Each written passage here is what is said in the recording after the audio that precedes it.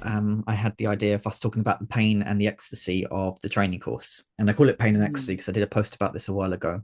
And it really feels like they're the best words that describe it. You have those ecstasy moments of this is the best thing I've ever done. And then the pain of why am I here? Mm. Um, so yeah, what do you think? Anything come up for your pain and ecstasy? Wow. I think we should just remind people that we trained together. Oh yeah. So We sat next to each other most weeks. we did. Again? I think I was a bit obsessive about that sometimes. I remember like times where because people there wasn't a seating plan, was there? It was just you sit. No, I remember there's times where people would have sat next to you, and I was like, oh, okay, right, I'll I know go. you'd come in and be like, "What? You're sitting next to Tom? Yeah, yeah.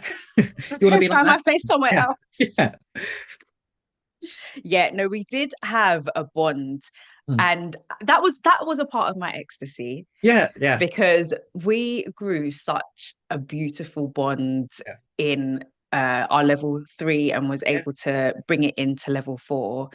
And I loved that. yeah, There was someone else who I shared a similar sense of humor with that got me, that I could speak to about things that were going on within the yeah, class that might have been difficult, whether it was academic stuff or personal things that would come yeah, up because there was so there was a lot of personal shit that was coming up, right? That was definitely a part of my ecstasy. yeah, So thank you, Tom, because yeah. I don't know what I would have done in that course without you. Yeah. It's the same for me though, because I think we both, even though we're really different, there's something about our personalities that match quite nicely. So whenever some of the Mm. other pain was going on in the course, you would side eye, you would have like a okay, Daniel heard it too. But you're right. Ah, There are things there. I think if you don't laugh, you'll cry. Those sort of situations, like maybe not literally, but um, the courses are hard, aren't they? They can be really difficult. They can be well, they are really difficult, and they mm. invoke so much because you've got so many personalities in one room. Trying to learn how to do something, trying to learn the science of something that is more of an art. Um, and everyone's got a different opinion. Everyone being different. It's like a cross section of society, and you're in a room with people that you might have never ever spoken to in your entire life. There will be no other reason why you'd be interacting with someone like this other than this course. Yeah. And so naturally, there will be people who trigger the hell out of you. There will be people that remind you of people from your past that grate on you. And it must be so interesting for the tutors Yeah. to watch it all play out. I mean, you've tutored, Yeah. so you will have witnessed group dynamics too, and Yeah. seeing how people interact and how their wounds are coming out. And but yeah, I definitely felt that Yeah. firsthand in our group. Mm. I think the pain points for me, and in hindsight, I can see this and I sometimes cringe about it. I think I entered into the therapeutic counseling training quite entitled, or that's how I would label my past self. I saw this as a backup for me. Mm. I always wanted to be a clinical psychologist. I felt like that is what I needed to do. And whilst I was training, I was also applying for the clinical doctorate. I'd I had applied previously, and received a rejection, and I was applying for the second time, and I felt really I don't know if I felt really confident, but I felt more confident than my previous Right. Yeah. attempt. So I saw this as, well, if I don't get it, then I can do this. So Mm. it was a bit of a backup. And when things are backups, Mm. they don't get as much of your attention and your commitment. And therapy training requires your attention and commitment. Otherwise, you're not doing the work. There's no journey of self-discovery if you feel like it's a tick box exercise. And so for me, I don't feel like I really embedded myself in the process until I got rejected the Mm. second time. Yeah. Yeah. And then started to think, Danielle, what are you doing? Mm. Look at this opportunity that you've missed. And I had to have a really harsh talk with myself, but I found that journey really painful. And when I look back, like I said, yeah, maybe there's still some regret and Mm. embarrassment in how I entered into the training, feeling as though, well, this is the position that I'm coming from. I didn't feel like I felt better than anyone in the course. But again, in hindsight, when I look back with these eyes, mm, maybe I did feel like that. mm, And no one checked me on it. mm, Not mm. that it was anyone's responsibility to check me on it, Yeah. but like I wish someone would have if that's what was coming across. And maybe I am judging myself harshly now, but that's the pain is definitely in there. Yeah, okay, yeah. But I know we've spoken about it before, but that's not how I experienced you either. And I've got quite a Mm. um one of my ecstasies is some of the personalities that can come up in one of my pains, I mean, with some of the personalities that can come up and my I guess one of my past experiences are always with people. My negative experience have been with people that have made me feel that they are better than. So I wouldn't have sat next to you for 2 years Interesting. That's so if I was getting that sort of vibe, interesting. because that's the thing I'm really sensitive to. It's interesting you say about the coming to realize the opportunity you had, because I think your part of that pain for you is the ecstasy for me, and that the course was like my everything. Like it Mm. was my I can do this. I can get out of call center, or I can get out of recruitment, or I can figure out who I am and all the things. And do you remember, Mm. like, even though I'm organized anyway, you remember my folder, and like I had my placement on day one. Yes. I was there every week early. To be fair, year two I had enough wiggle room to be a bit more lax with things. And I just started a relationship with Find Island every 5 seconds. So that no one checked me on that either. Yeah. But yeah, like it was my everything. And I was doing my essays at my desk at work whilst doing my job to a good standard, by the way. Um, but yeah, my whole life seemed to revolve around it. I had 3 placements. I had my hours within the first year. That was like my everything, that course, and it felt good. You know what? And it showed Yeah. because I'm remembering Mm. that flipping folder, Tom. I've still got it in my shed. Remember? Yeah, Yeah, like I I it's would just like look at that like folder. Yeah, I know. And just admire yeah. the discipline Mm, that would have taken mm, every week see this folder and I'm thinking, shit, I need to get myself together. yeah, Like my shit's like flying out everywhere. yeah, And yeah, that was a body of work and you had mm, that down from yeah, the beginning. mm, So it's interesting to hear the like inner workings of that or what was going on for you internally and why this really well put together and organized, yeah, why we were met with that version of you. yeah. And I mean, in hindsight, I probably did more than I needed to, because at the end of the day, everyone passed. But for me, that was the sense of control as well. Of like, I'm going to control this. I'm going to do well at this. It was the first time I'd ever done a course where I thought I'm actually good at this.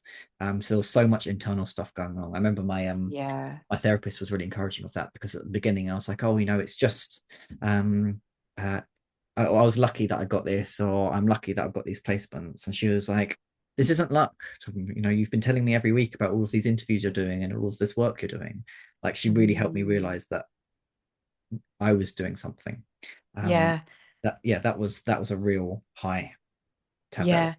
Yeah. The ecstasy of it being my everything also caused some of the pain side of it, because I think and Yeah. actually there's an element of me being judgmental, and like I kind of sometimes forget how on it I am of admin. There's definitely some neurodivergence where I get a lot from being on top of things. um Mm, but yeah, with the amount of people that were in the course, and time being precious, and me wanting to learn and me wanting to know more, and then you'd have 10% of the course asking a question, and I'm sat there like, it's in the handbook, which is in your hand, which they asked us to read 3 years ago. um why am I being dragged in to this discussion about something like this? I'm all for being dragged into the discussion about transference or something, but the amount of admin that for someone who's as admin as me, it was infuriating. But yeah, that was yeah. just painful. But then that was rubbing up against my own stuff as well. My Yeah. own um, hurry up and let's get this done. Mm, That was playing out. But especially being someone who has already done all of that. You were Yeah. so organized that you've already read the handbook, you already know where the information is.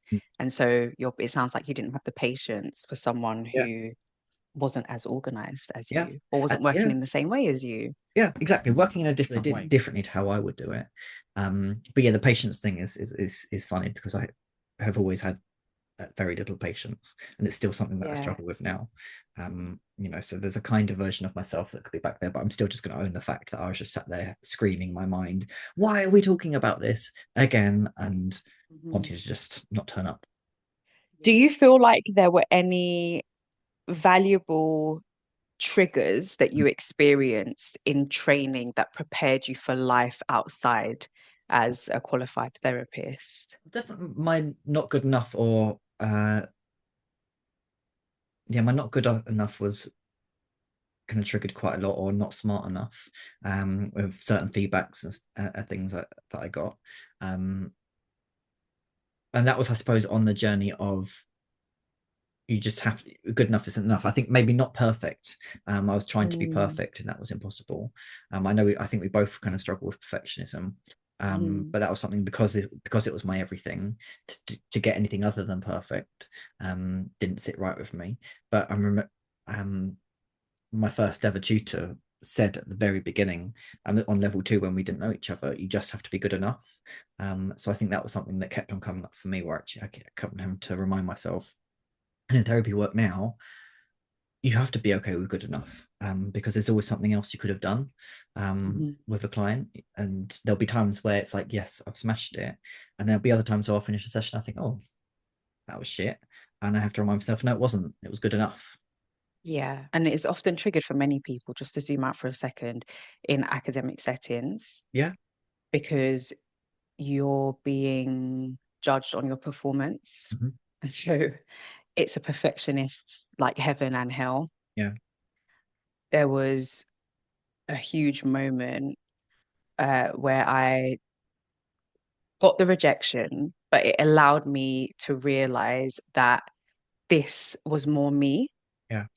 I was chasing the doctorate for all of the wrong reasons. Yeah. Like I worked in a clinical setting Mm. and saw the work of clinical psychologists and didn't even I didn't like the work that they Yeah. were doing. Not Yeah. that I worked with some amazing clinical psychologists, but I didn't want to do that job. Yeah. I didn't like the stress that they were under. I didn't like the way that the Mm. system was treating them. I just didn't feel like there was anything about that job Mm. that I internally Yeah. was drawn to. It was all I was being drawn to it through my wounding Mm. because um I felt like it held weight. Mm. I felt like people would respect a clinical psychologist. You would be a doctor. So it was all of the wounded elements that were drawing me to this thing that was the shiny gold star. Yeah. And it wasn't until I got that second rejection and allowed myself to lean into what I was experiencing within the therapeutic counseling course and was like, shit, Mm. this feels like me. I Yeah. feel really free here. Mm. I feel free to be able to just relax and show up as who I truly am. And I don't think I would have felt that within a clinical psychology role. And that's why I've never gone back to Yeah. try and apply again, Mm. because I like the freedom Yeah. that I can experience Yeah. here. So that not good enough wound Mm. and Mm. it consistently being triggered within this course has helped me to show up as me Yeah. as a Yeah. therapist. Yeah. Mm, That's so interesting, isn't it? Of like figuring out what are you looking for, or what are you chasing, and is that actually what you want when you get to the end of it. That comes up so often yeah. in therapy, doesn't it? You Yes. watch people kind of get the promotion, and then the next one, then the next one, then the next one, then there's nowhere higher up they can go, and it's still not It's enough. never enough. Yeah. Yeah. It is never enough because, the call is coming from inside the house. Yeah. Yeah. Exactly. Yeah. The call's Not coming about from the inside job. the house. It hasn't Yeah. Yeah. 100%. It's not. And I think that will resonate with a lot of people. And we don't all get to that point where we realize that it's about what's going on inside of us rather than the tangible, the accolades, and what we might be able to acquire and what other people might think about us. It Mm. really is what we think about ourselves. Mm. Yeah.